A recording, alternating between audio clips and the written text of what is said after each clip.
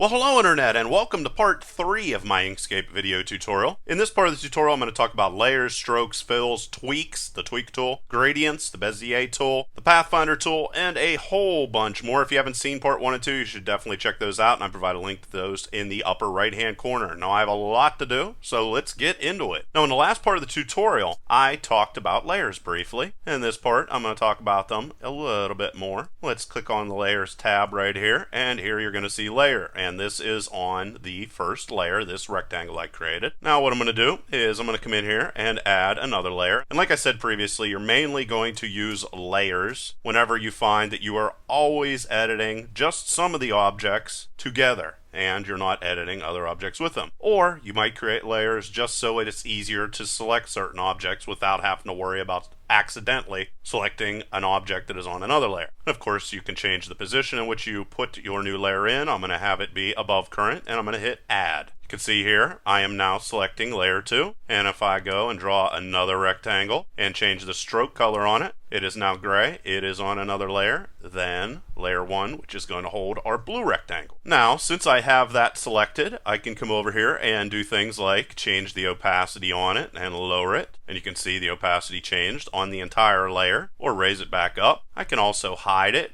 Just look down here. There it went away. There it came back. And I can also lock it, and that will keep me from being able to select it or edit it. Click on that to unlock it again. And of course, I can also come over here and lower it to the absolute bottom underneath of all the layers, or since there's only 2 layers, that will do exactly what I need it to do. And then finally, if I decide that I no longer want the layer, of course, I can hit the minus sign and delete it. I'm going to leave blend mode for a later part of the tutorial because I have a ton of other things I want to focus in on. One of those things I really want to focus in on are fills and strokes. Specifically, quickly, this is going to be no fill. This is going to be just a flat fill. This is going to be a linear gradient, or a gradient that goes from left to right or right to left. It's going to go in one direction. Going to have your radial gradients, which are going to start from the center and grow from there. Then you're going to have patterns, and then you're going to have swatches, which I'll get more into here later. First off, RGB stands for red, green, and blue. And that is how we're going to create colors. Of course, as we increase these colors, they are eventually going to get lighter and lighter and lighter until they become white. A in this situation stands for alpha, or opacity, whether you can see through the color or not. If you come down here a little bit, you're going to see your hex code right here. And of course, the hex code is just the first 6 digits or letters. And then the final 2 in this situation are going to deal with opacity, whether that matters to you or not. Blur is best seen in person, which I'm going to show you in a second. And then, of course, you can change opacity on your individual fill. Now that I have this selected, I'm just going to use the blur tool, and you're going to see that it blurs, which works really great if you're trying to do photorealistic or very realistic artistic images. Other than that, you may not need it unless you just use it as a simple effect. And that's pretty much all you need to know about RGB. Then we get into HSL, or hue, saturation, and lightness, and there's opacity again. And this is basically here for when you want to find that absolute perfect color by tweaking the saturation and the lightness. And that's pretty much what you'll always use this little dialog specifically for. Then we get to CMYK. Now, Inkscape provides for the use of CMYK, but since Inkscape really isn't suited for guaranteed this is going to look exactly the way it looks on the screen when you print it out, CMYK is kind of here for the people that prefer to use CMYK over using RGB. It's not really good for guaranteeing that something gets printed exactly the way that it looks on the screen. So leave that however you'd like it. Then you have a color wheel, which I almost never use. And then finally you have CMS, or the color management system, which is really just an experimental feature. And I'm going to skip it for now.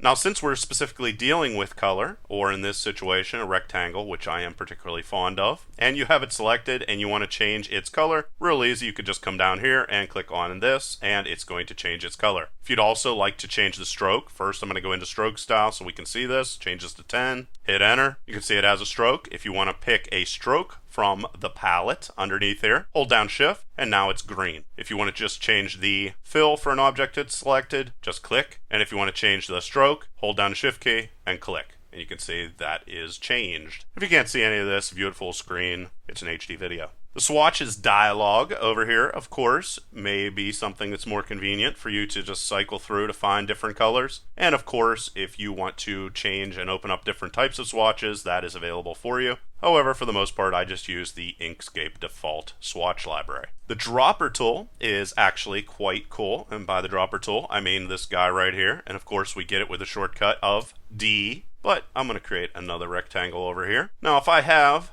this guy selected and I change to the dropper tool and click anywhere, or more specifically in this rectangle, you're going to see that that changed the fill color. And if I hold down the shift key with the dropper tool, you're going to see that it changed the stroke. I can undo that with Control Z. Another thing that's kind of neat is, let's go and grab this and pull it down here so we'll be able to see it when I zoom in. If you have the dropper tool selected and you go over top of a color, you're going to see that color show up right there. And you're also going to see some other information pop up, like click to set fill, shift plus click to set stroke, and a lot of the other different types of tips that I am telling you about in this tutorial. And that's true of a lot of these other different tools that we use. They're going to give you a little bit of information in regards to the things you can do. Say, for example, as I'm drawing this rectangle, those numbers are changing down there, and then it also says with control to make square or integer ratio rectangle and shift to draw around the starting point. So that's sort of bad English, but either way, it's a little bit of a tip that you can look down briefly down here and see some tips on how to more specifically edit the current tool that you're using. Another thing that's kind of interesting in regards to the dropper tool, let's say you create a whole bunch of rectangles inside of here, and I'm going to give them a similar type of color. So let's just select that, and let's go like this, and let's go like that. All different colors, but they're all kind of close to each other. What the dropper tool is going to allow you to do is first hit D, and then let's select one of these things first. Now that one's selected, so this is going to be the one that is going to change. Now I switch over to the dropper tool. Now if I want this color to be a mix of all these other colors so that maybe it blends a little bit better, I just click and hold and drag a circle, and it's going to give the best, closest average of all the colors that I selected. So try that again, and there you can see, and there you can see. So it sort of averages out all the colors that come within the circle with the dropper tool. It's another neat thing. Then the final thing is in regards to pick and assign. Almost always I'm going to leave pick and assign selected, but there might be some weird reason why you might not want to. Basically, to cut to the chase, if you want to be able to click on a color with the dropper tool and not only copy the color itself, but also the opacity of that color, leave these both selected. Otherwise, I'll tell you specifically what pick and assign do, but it might be a little tiny bit confusing. If the dropper's pick button is off, what it's going to do is pick the closest color without regard to opacity. So it's basically going to throw out opacity if this isn't selected. If the dropper's pick button is on, like it is right now, it's going to pick the actual color as well as the opacity of said color. Then, if pick is on and assign is off, the opacity part is going to be thrown out after you select that color. However, if you're in a situation where I am, where I have pick and assign both selected at the same time, if you click on a color, it's going to copy both the color and the opacity. So, a whole bunch of stuff right there, but basically I hope that makes sense. Just like anything, just play around with this tool and you'll learn a lot from Inkscape. Now what I'm going to do is show you some of the cool things you can do with the tweak tool. So I'm going to create myself a whole bunch of rectangles, and it's very easy to get confused by the tweak tool because very often it does things and you don't really realize it's doing things. But either way, so I'm going to create a whole bunch of duplicates by hitting Control D, and I just hit it a whole bunch of times. Then I'm going to go into the selection tool and select it. Then I'm going to come over here to rows and columns. And then I'm just going to let this be rows and columns 4 and let the spacing be 15 pixels and hit arrange. There you can see it drew a whole bunch of these guys out on the screen. Now I'm going to switch over to the tweak tool by hitting W. Basically what this is going to do, there's a whole bunch of different modes. Width is going to define the width of your tweak tool, so let's take it down. You can see that it shrunk. And force is specifically kind of looked upon as if you are forcing a hand against objects or forcing something against objects. How much force is being applied? Then there's a whole bunch of different modes. This mode is just going to move objects in the direction you move your tweak tool. This guy is going to move the objects towards the cursor. This is going to move the objects randomly. So just think like a finger's going into the objects and sort of moving them around. This is going to move them away. This is going to move them towards the cursor. This is going to move them randomly. This is going to shrink objects. This is going to rotate objects. This is going to duplicate objects, or if you hold down the shift key, it is going to delete them. So the first one, I'm just going to click on this and show you what it looks like. Say it's sort of moving them. Let me zoom in here a little bit. Say it's sort of moving the objects around to make them less static and boring. Let's undo that. And if I come up here, this is going to move the objects towards. So let's zoom in again. And there you go. You can see that it's moving towards the cursor. And it sort of adds some randomness to design, which very often is something that's useful. You can also come up here. This is going to randomize things. There you go. It's sort of like randomly jittering them around. And then you can also have them shrink as you go over them. Shrink, shrink, shrink, shrink, shrink. See, it's very subtle. You said you might want to watch this video in full screen to see it. And then this is going to rotate the objects. So let's zoom in here, and as I move across, they are slightly rotating. With each of those features, also, if you hold down the shift key, they're going to do the opposite. So in this situation, they are rotating counterclockwise rather than clockwise. If you hold down the key, it's going to do the opposite of whatever you tell it to do. Well, of course, in this situation, that doesn't apply. But in regards to rotating and also shrinking or enlarging, it most definitely is going to do that. Duplicate tool kind of is confusing because it literally duplicates on top. So I just did it. I just duplicated and you didn't see them. But if I hit the select key, you're going to see that there are duplicates. And then if you hold down the shift key, it is going to delete objects as you move over them. See? Deleting them. Okay? These guys right here, this one, this one, this one, and this one are really subtle. They're going to push paths around. So if I have the tweak tool selected, you're going to see that the paths are being pushed around ever so slightly.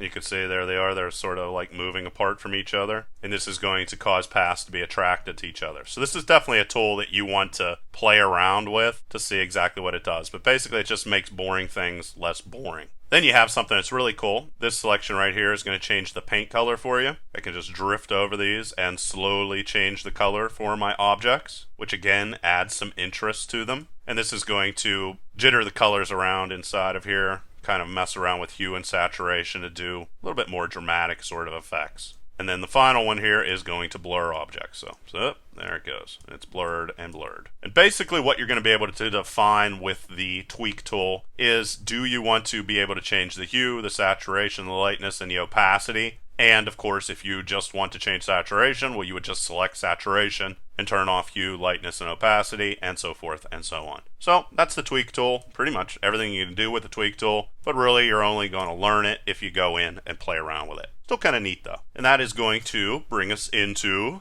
fill and stroke. I'm going to talk a little bit more about the stroke in this situation. So there you go. I created a rectangle, and I'm going to specifically come in here. I'm going to zoom in so you can see everything here. And I'm going to change the stroke on this to 10. Oops, 10, and hit enter. Now you can see it a little bit better. And then the very first thing we're going to talk about is joins, which is basically how these paths join together. Currently, we have a regular old join, which is going to come to a point, which you can see right there. Now if I select it again, then I can come in and select this, and then the path will curve ever so slightly. Or I can select that again and bevel it just by clicking on that, and there it comes out to a bevel type shape. Another thing you can do is I can make this pointy and just find the meter limit, which in essence is going to turn this from a point into a bevel. Just take it the whole way down to 0, and now it's a bevel. Alright, so that's basically how all those different tools are working, and change that to 4. Cap is going to be defined. Let's just go and create a stroke. Basic Bezier tool, drop that in there. And there it is, and then change this to 10 so that we can see it a little bit better. And there we go.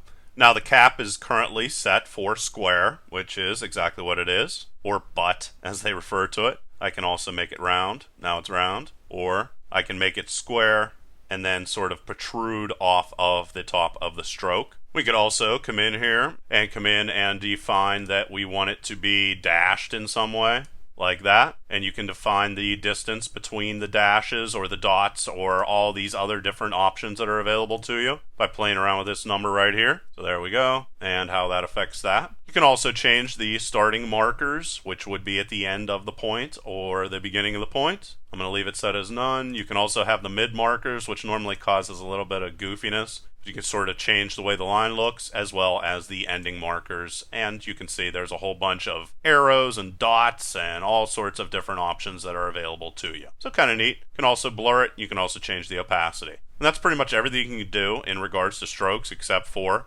changing the stroke paint type. And I already went over RGB, HSL, CMYK, and so forth and so on. And that brings us to gradients. Now I'm just going to create another big giant rectangle in this situation. And unlike other tools, gradients can be applied both to fills as well as to strokes inside of Inkscape. And in general, whenever you change to a different gradient, which I don't want to do it with a stroke here, I want to do it with a fill, there, now it's a gradient. By default, whenever you click on gradient or you say I want this to have a gradient fill, what it does is it goes from the original fill color to transparent. That's what the default gradient inside of Inkscape does. Also, as you can see, the default gradient is a linear gradient. You can come in here, of course, and change it into a radial gradient if you'd prefer, but I'm going to stick with linear just for now. And of course, you can change the gradient tool by clicking on G and change the gradient just by pulling around on the handles, as you see I did right there. And with the radial gradient, there's actually going to be 3 handles. So you're going to be able to move the gradient around using the center sort of handle. You're also going to be able to move the gradient around using these other handles, like that. Like I said, I'm going to stick with the linear for now. Now, every gradient has a series of stops. And in essence, if you want to have multiple different colors in here, you're going to have to change the transition by editing those stops. So what I'm going to do in this situation is create a rainbow. So I have the gradient selected, and I'm going to come in here and hit edit, and that's going to bring this guy up right here. And what I'm going to do is I'm going to say that I want to add 6 stops. So 1, 2, 3, 4, 5, 6. And I can change the different colors and so forth if I would want to inside of that. Let's just bounce out. Now you're going to see there are 6 dots here on our screen, sort of spread out. I'm going to grab those individual dots or stops and move them sort of an equal distance apart from each other. And for each one of these stops, you're going to be able to define the start color, the end color, and transition from opacities and so forth and so on. I'm just going to click on the very first stop, and then I'm going to come down here and I'm just going to pick a red color. You can see that the red changed right there. Then I can click on the next stop and change it to, say, an orange color. There, it went from red to orange. Then I'm going to click on the next stop, and if you can't see, this is what I mean by stop. See, I'm clicking on that. Change that to a yellow color. Click on the next stop. Change it to a green color, or maybe I'll click on that green. Whoa, that really stands out. Select the next one and click on a blue color, and the next one and select a purple color, and then finally click on another one and click on a violet color. There we go. That is a basic rainbow gradient, and I think in general you get the gist of how gradients work. And of course, just like anything, it's going to be something that you learn more about as you play around with it. One interesting thing you can do with gradients is repeat. And basically what that's going to do is if we would pick reflected, what it's going to do is keep alternating the direction of the gradient until it gets to the ends. Or if you hit direct,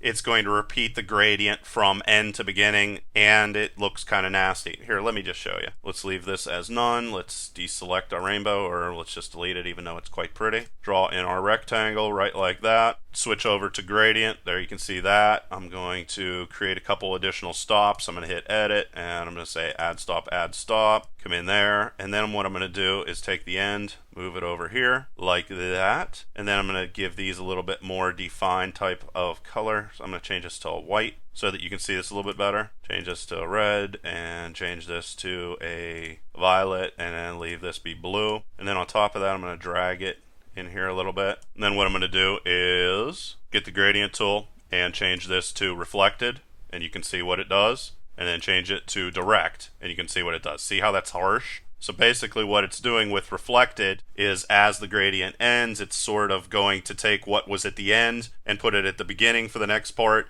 and then make sort of like a smooth sort of transition on your screen. And that's pretty much everything you can do with gradients. And I'm just going to skip over patterns for now. That's the final thing you can sort of do color-wise inside of Inkscape. Say here is patterns, and then here is swatches, which we've already pretty much covered. And these basically just make different types of stripes on your screen and different types of patterns. I mean, that's what it's called. And that is definitely something that is best played around with to see if it's any use to you. But to me, in general, patterns are kind of silly and I don't really care for them. And that brings us to the final thing I want to talk about today, which is the Bezier Curve. Now, with the Bezier Curve tool, we're going to have basically 4 things that are going to allow us to edit it. We're going to have a starting node, we're going to have an ending node, then we're going to have 2 handles. So as I click, that is the starting node, and then here is the ending right there.